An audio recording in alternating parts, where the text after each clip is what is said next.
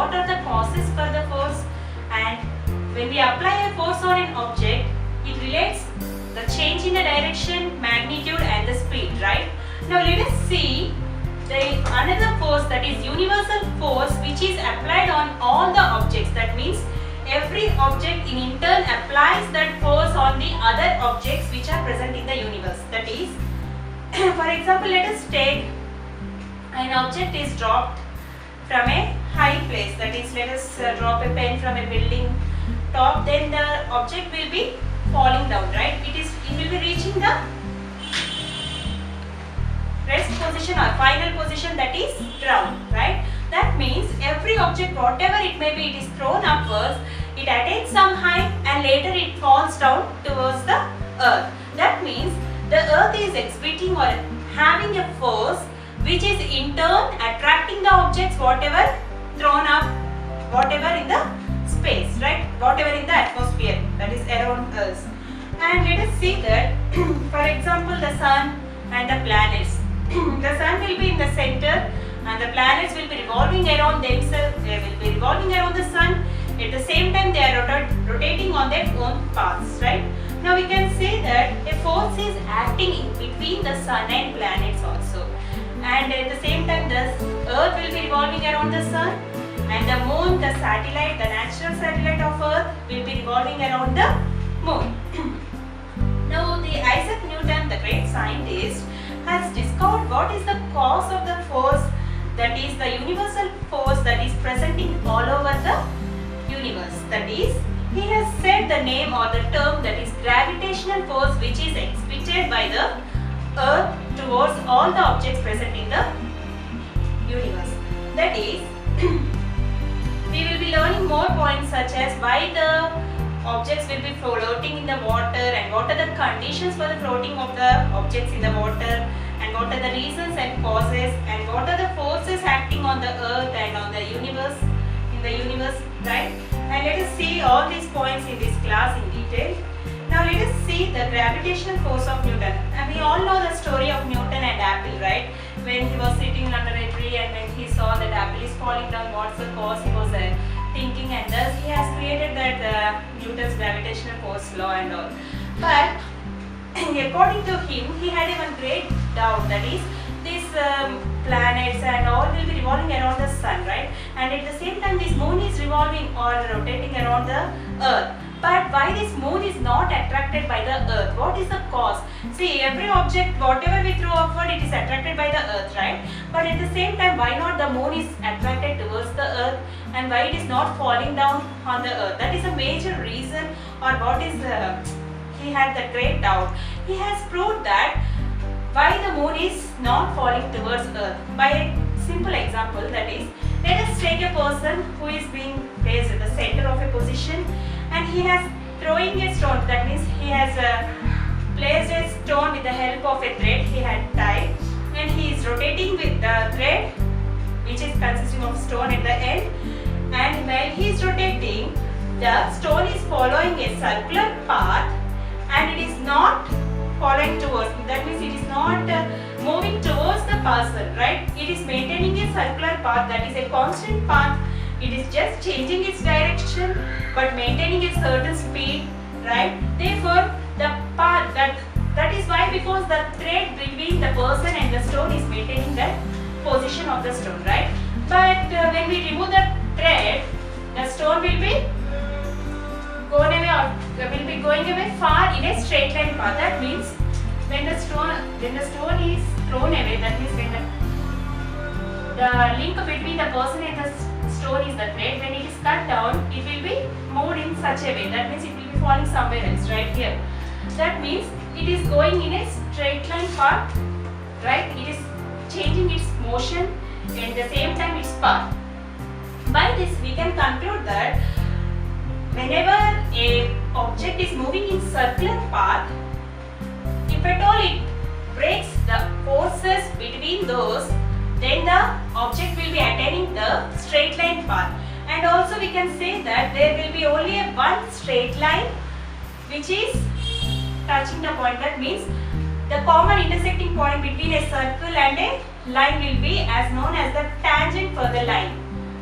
tangent for the circle, and it is named as wherever you can take, the line will be touching at a one point on the circle. That is the common point for both line and the circle. Then it is noted as the tangent of the circle, and it is the point will be only on the circumference of the circle only. And by this he is saying that an object, when it breaks the attractive forces between them, then it will be moving in tangential direction, right? By this he is concluding that there is a force that is exerting between the earth and the moon, that is known as the center seeking force. That means the force which is between the stone and the person with the help of the thread, and the type of force is exerted between the moon and the earth. That force is making the moon to move in a revolving moon. It makes the moon to revolve around the earth in a circular path, right? Let us see the laws of gravitation. The universal law of gravitation means the law which is suitable for each and every object that will be presenting in the universe, right? That is, according to the Newton's gravitational law, he will be saying that when the two objects, there will be an exerting force that is acting in between these two objects. That means each and every object exhibits or it repels a force between the other object. That means, suppose let us take an object A of mass capital M and another object of mass small m, that is B, and the force is there, or it is presented between these two objects, right? That force, that is internal force which is exhibited between these two objects, will be known as force F, that is F. And according to Newton's laws, he states that the force will be more, or it is mostly concentrated in the centers and in the alignment of these two centers. That is, the line passing through these centers, the force will be more and it is very countable, right? Therefore, he says that the force is always directly proportional to the product of their masses, and at the same time it is inversely proportional to the square of the distance between the masses. That means the distance between these two centers is calculated as d, and the square of the distance, that is d square, and the force is inversely proportional to the distance, that means 1 by d square, and directly proportional to the masses, that means m into m. He is saying that the first statement is forces is directly proportional to the product of masses, and the second equation is, he says that it is inversely proportional to the square of distance. Therefore, we can say that according to these two equations, the force will be directly proportional to the product of masses by square of the distance, right? But this proportionality constant we have taken g, that is g. Therefore, we will be writing the force formula or the force derivation as g into mm by d square, and g is the gravitation constant and it is named by the Newton, and it is also known sometimes as Newton's constant also.